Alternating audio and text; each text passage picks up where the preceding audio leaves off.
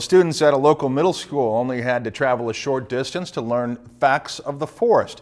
Fifth graders at Forestview Middle School in Baxter enjoyed a break from classes to participate in Forestry Day. Tran has more in this week's Golden Apple.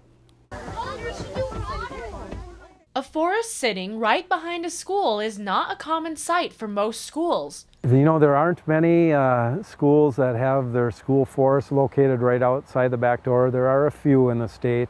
I believe there's maybe like 100 school forests within Minnesota. But Dean Makey says most of those forests are located away from the school. In just a series of strides, fifth graders at Forestview Middle School in Baxter had a virtual field trip in their backyard. Feel that?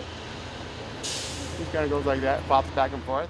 It's the best way to teach kids outside within the environment, teaching ecosystems and habitats right in our backyard. Sometimes you're sliding, but this is an aspen tree. Tuesday as well as today were Forestry Days at Forestview Middle School, an annual activity for fifth graders. This year, around 500 fifth graders switched through 5 stations of various topics. Well, they were mostly like stuff with trees and wetlands and compasses. So this is a jack pine.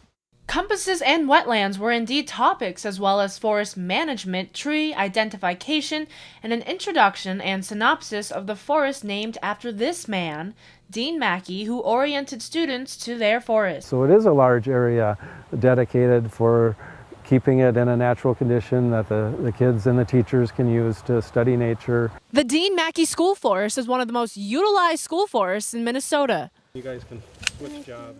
The Dean Makey School Forest is the most utilized school forest in the state of Minnesota. We have over 1,800 kids that are out there using it throughout our school year. Students used the forest and handled it. Hands-on experience was a plus for these fifth graders. They used tools to extract a tree's core to determine its age and dug their fingers in soil. They even learned a few pleasant surprises. I learned that wetlands don't actually have to be very wet.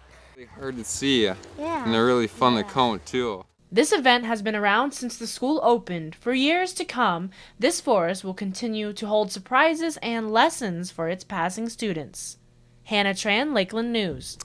And several local departments also guided the sessions at Forestry Day. These included Central Lakes College, foresters from Crow Wing County, and the National Resource Conservation Service.